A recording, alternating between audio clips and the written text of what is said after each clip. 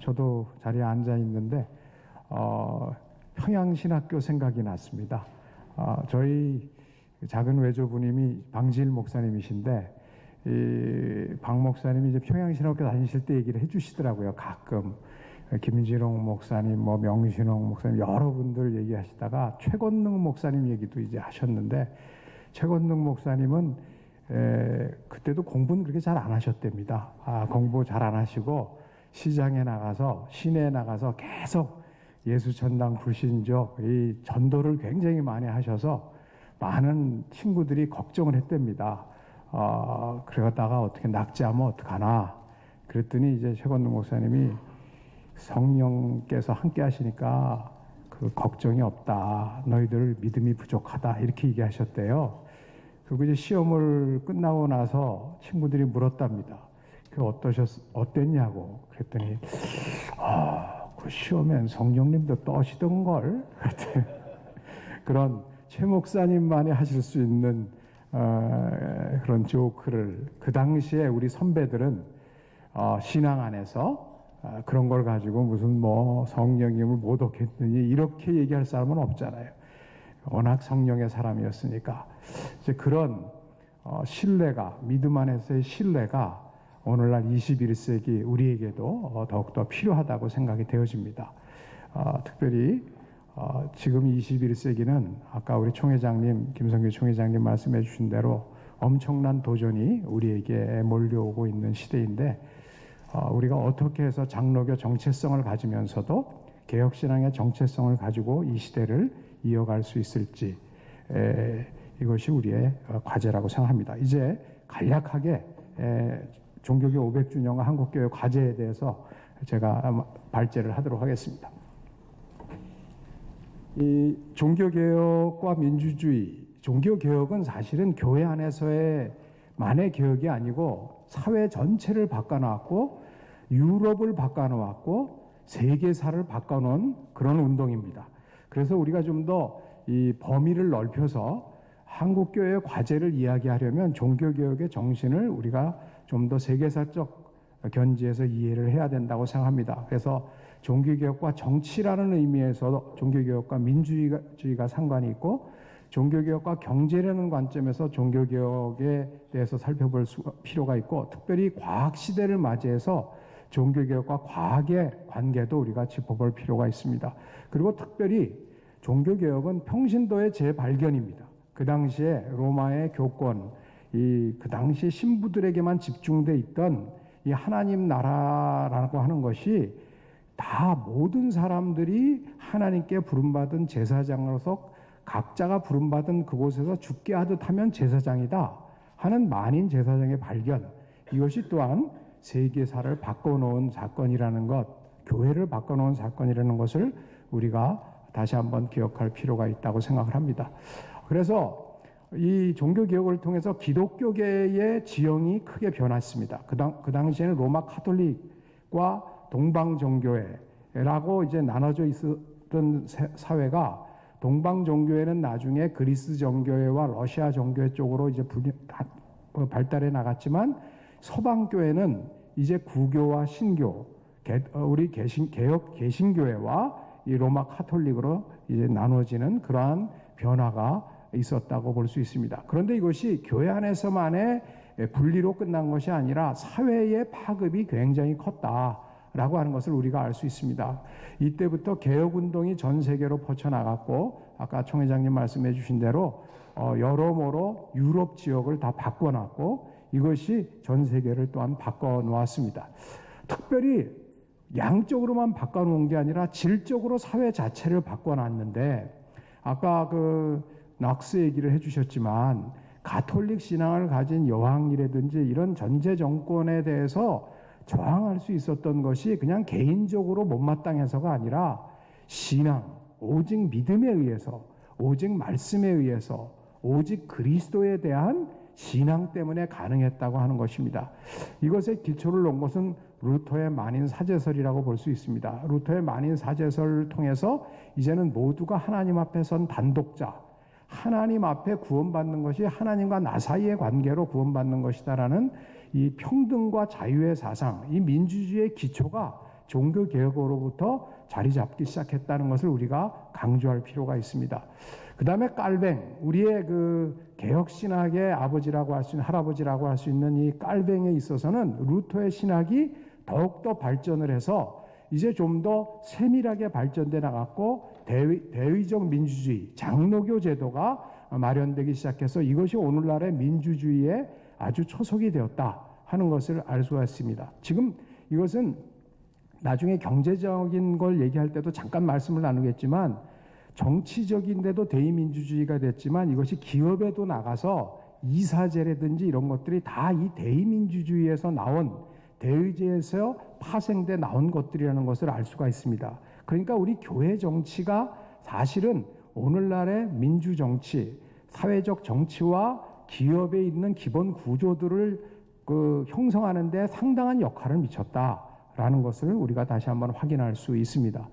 그 다음에 이제 깔뱅의 정치 사상이 그저 말로만 이루어지고 교회 안에서만 이루어진 것이 아니라 우리가 잘 알듯이 제네바 시를 통해서 구체적으로 하나님의 나라가 정치, 경제, 사회, 문화 영역에서 이루어져 갔다는 것을 우리가 알 수 있습니다.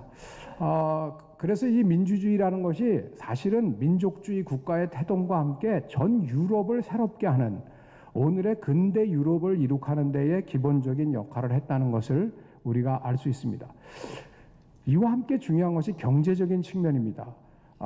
이것이 그저 정치적인 측면, 교회 안에서만 모은 것이 아니라 삶의 이 어떤 그 근본을 다 바꿔놨는데 경제 태도를. 그래서 이제 막스 베버 같은 사람은 이 프로테스탄트 윤리가 자본주의를 형성하는 데 결정적인 영향을 미쳤다라는 주장을 합니다. 물론 이것이 기독교가 자본주의를 만들어낸 것은 아닙니다. 그 당시에 경제 발전에 따라서 자본주의 제도가 발달하기 시작했는데 이때 이 프로테스탄트라는 사상이 그 자본주의를 발달하는데 굉장히 도움이 될 만한 요소들을 많이 갖고 있었고 이 두 흐름이 만나서 결국 오늘의 근대 자본주의가 발달하기 시작했다는 것입니다. 특별히 서구에 있어서. 이것을 이제 막스 베버는 선택적 유착이라고 합니다.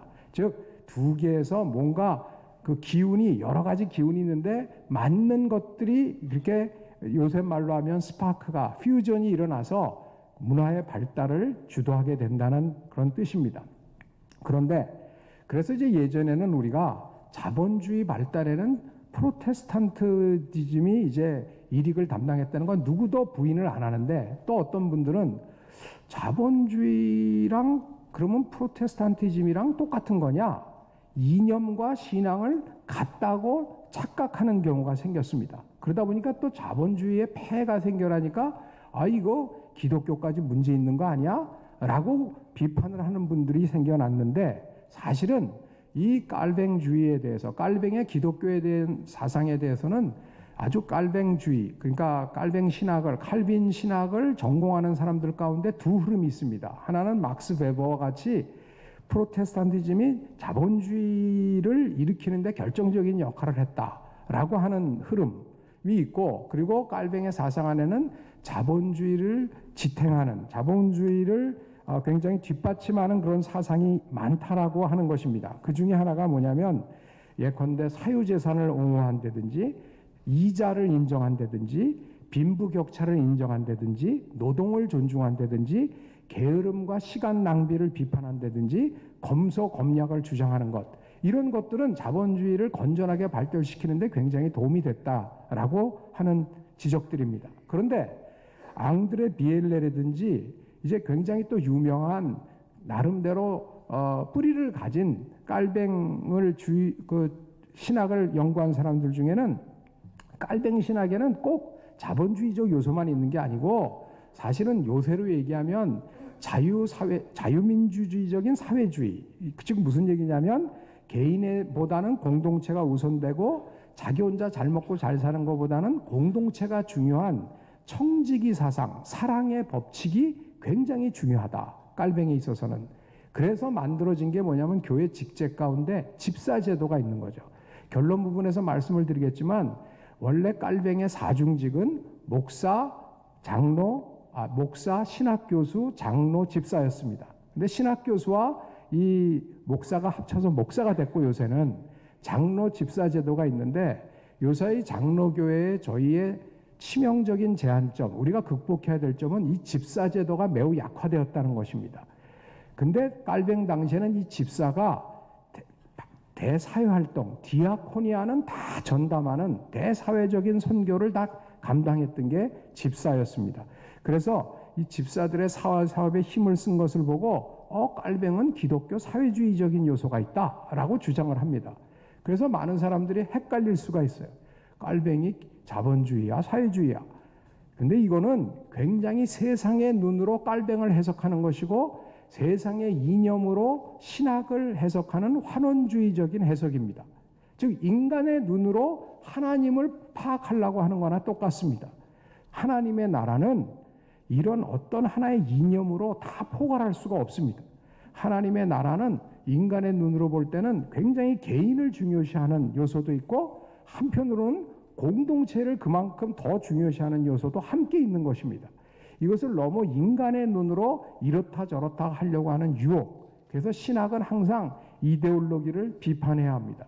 이념을 넘어서는 신앙과 신학이 되어야 한다는 것을 우리가 깔뱅의 경제사상으로부터 다시 한번 확인할 수 있습니다.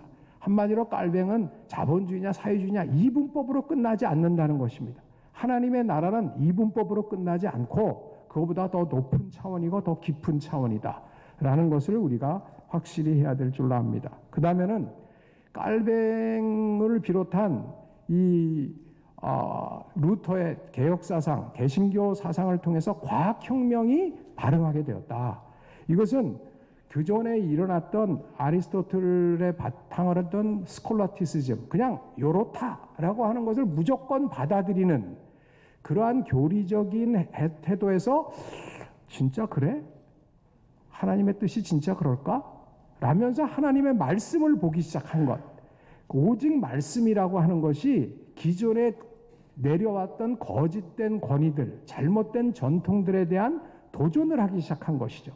그러면서 하나님의 세계가 이 땅에 하나님의 세계는 교회 안에만 있는 것이 아니라 교인들 세계 사는 데서만 이루어지는 게 아니라 정치, 경제, 사회, 문화, 자연 이 모든 것이 하나님이 지으신 것이다. 그래서 여기에 하나님의 뜻이 하늘에서 이루어진 것 같이 땅에서도 이루어져야 된다. 그리고 그 뜻을 이루는 사람들이 누구냐? 제사장들이다. 그런데 과학의 영역에서는 과학자들이 그 제사장의 역할을 해야 된다. 라고 하는 이런 만인 사제설과 함께 청지기 사상이 합쳐서 장인들이 생겨나게 됐고 소명으로서 과학을 하는 분들이 생겨나게 돼서 과학이 급속도로 발전을 하게 되었다는 것을 우리가 확인할 수 있습니다. 그렇기 때문에 신앙과 과학은 이분법적이고 배타적인 것이 아니라 하나님의 나라 안에서 함께 가야 하는 것입니다. 그것을 이미 종교개혁은 우리들에게 역사적으로 남겨주었다고 볼 수 있고요. 그래서 우리 개혁주의 신학에 있어서 굉장히 중요한 아브라함 카이퍼 같은 분이 이 종교개혁사의 문화사적 의미는 깔뱅주의와 근대과학의 상관성이 굉장히 중요한 거다라고 해서 이미 그것을 강조한 바가 있습니다. 이와 함께 또 가장 중요한 것은 교육입니다. 아까 우리 김총희 장님께서도 강조해 주셨지만 종교개혁은 오직 말씀, 오직 믿음, 오직 그리스도, 오직 은혜, 오직 하나님께만 영광이라는 게 공부하지 말고 무조건 직통계시 받아갖고 그냥 말씀 한두 구절 읽어갖고 그거 갖고 다 적용하려는 뜻이 절대 아니라는 것입니다. 그래서 우리 장로교의 신학은 기본적으로 경건과 학문입니다. 기도를 열심히 한 만큼 열심히 공부를 해야 된다. 말씀에 대한 공부를 해야 되고 하나님의 세계, 이 자연, 세상에 대한 공부를 또 제대로 해야 하나님을 제대로 사랑할 수 있고 이웃을 제대로 사랑할 수 있다. 그래서 이 장로교 신학교육은 특별히 우리 개신교 또 개혁신학 전체는 교육에 대해서 굉장히 관심을 썼습니다. 그래서 우리는 인문학과 등지지 않았습니다. 교리적인 스콜라티시즘은 반대했지만 인문학, 하나님의 세계를 일반 은총에서 공부하려고 하는 인문학에 대해서는 적극적으로 같이 했습니다. 그 대신 인문학이 하나님을 부정하는 것으로 나가는 것, 하나님을 무시하는 것으로 나갔을 때는 또 반대를 했습니다. 그래서 인문학과 신학, 사실은 인문학의 핵심은 깔뱅의 기독교 강요 1장에 나왔듯이 인문학은 인간이 누구냐 하는 걸 알고 싶어 하는 건데, 깔뱅은 그것을 바로 1장의 기독교 강요, 하나님을 알고, 자기를 알고 싶은 사람은 이게 내가 누구지? 어떻게 태어났지? 뭐 하다 살아야지? 죽은 다음에 뭐 하지? 암만 물어봐야 자기는 모르는데, 이걸 만든 사람에게 물어야 하듯이 인간은 자기가 누구인지를 알려면, 인문학적 지식을 알려면 나를 만드신 창조주 조물주 여호와 하나님을 먼저 알아야 된다. 신지식이 인간의 지식을 앞선다. 신앙이 인간의 지식을 앞선다는 것이 깔뱅 기독교 강요 1장에 있지 않습니까? 이것이 바로 신학과 인문학의 관계를 관통하는, 저는 굉장히 중요한 그 돌파구라고 생각을 합니다. 이래서 종교개혁은 사실은 제네바 아카데미 아까 얘기해 주신 대로 각 지역에서 굉장히 연구를 많이 했습니다. 공부를 많이 했습니다. 그래서 지도자들도 깨어났지만 평신도들이 깨어났습니다. 종교개혁의 핵심은 하나님 나라인데, 하나님 나라의 발견인데, 그 하나님 나라가 교회 안에서만 있는 게 아니라 정치, 경제, 사회, 문화, 교육 모든 영역에서 하나님의 뜻대로 이루어져야 되는데, 그것을 이루어가는 사람들은 사실은 평신도 제사장들이다. 이게 옛날 기준으로 하면 말이 안 되는 얘기죠. 어떻게 평신도와 제사장이 합치냐. 그러나 하나님 나라에서는 이것이 이제 발견됐다는 것이 굉장히 중요하다고 보여집니다. 사실 이것이 우리 한국에도 이미 영향을 미쳐서 이 연동교회에서 이런 예배를 드리는 것도 굉장히 의미가 있는 것 같습니다. 이 연동교회의 첫 번째 장로님들이 양반이 아니셨죠. 양반이 아니셨어요. 그 당시로 보면은 뭐 갑밭이 뭐 전직에 노름도 좀 하셨던 분도 장로님이 되셨고 뭐 그런 것 같아요. 근데 여러분, 그런 일이 어떻게 가능했습니까? 신앙이 들어오니까 세상이 바뀌었는데, 그냥 세상이 바뀐 게 아니라 그때 우리나라 초기 근대 자본주의가 형성되기 시작해서 이 동네가, 이 종묘 뭐 이런 데 있는 동네가 초기 근대 이 길드, 예컨대 그 상공업자들이 발달하기 시작한 거예요. 그래서 여기에 자본이 몰리기 시작했고, 그러다 보니까 교육을 받기 시작했고, 뭐 교육을 먼저 받고 영적으로 깨었고, 그 다음에 물질적인 축복을 받았고, 그러면서 그것을 또 교육에 힘썼고 하면서 사회적 변화를 일으키게 된 것입니다. 이것이 다 상응하면서 일어나게 됐다 하는 것이 우리 한국에서도 이미 종교개혁의 역사는 한국교회의 시작과 함께 시작되었다 하는 것을 우리가 확인할 수 있습니다. 결론을 맺겠습니다. 그렇기 때문에 우리는 이제부터 어떻게 할 거냐. 초대 한국교회 역사, 종교개혁은 하나님 나라에 대한 재발견으로부터 시작됐는데, 오늘날 우리 한국교회는 그런, 지금 전 인구의 19.7%가 기독교인이라고 하는데, 특별히 우리 통합과 합동과 통합을 합치면 그 중에 상당 부분을 우리가 차지하는데, 오늘 대한민국에 아까 말씀해 주신 대로 뭐 이슬람의 문제, 동성애의 문제, 뭐 이단의 문제 심각합니다. 그런데 이와 함께 심각한 것이 뭐냐? 도대체 이 땅에 여러분, 우리 기독교가 공산주의를 제일 반대하는 건 뭐 때문에 반대합니까? 유물론이라는 것 때문에 반대하지 않습니까? 근데 지금 대한민국이 한반도가 반으로 갈라져 있는데 남과 북에 어디에도 유물론자가 많은 것 같습니까? 정확한 통계는 알 수 없지만 북한은 주체사상이라는 것은 유사관념론입니다. 아주 유사관념론이고 이거는 완전 이단적 사상이죠. 근데 우리 대한민국은 지금 19.7%의 기독교가 있는 나라에 많은 국민들이 무엇으로 행복이 온다고 생각을 하고, 내가 공부하는 이유가 뭐라고 생각하고 일하는 이유가 뭐라고 생각합니까? 그게 뭐니 해도 money다 라는 생각을 하고 있다면 그만큼 우리는 회개해야 된다고 생각합니다. 우리가 무슨 이념적 투쟁도 중요하지만 하나님을 오직 그리스도로만 구원을 받을 수 있다고, 오직 그리스도로만이 우리가 삶의 행복을 얻을 수 있고 삶의 의미를 찾을 수 있다는 이것을, 그리고 그 수단은 오직 은혜다 라는 것을 확신하지 않으면, 그것을 이루는 길은 오직 말씀이다 라는 것을 확신하지 못한다면 우리가 참 하나님 앞에 다시 한번 부끄러운 그러한 삶을 사는 것이라고 생각합니다. 그런 의미에서 우리는 이제 조금 더 경제적인 차원에서 종교개혁의 정신을 제대로 해야 되겠다. 물질이 중요하지만 물질보다 더 중요한 것은 하나님의 입에서 나오는 말씀이시다.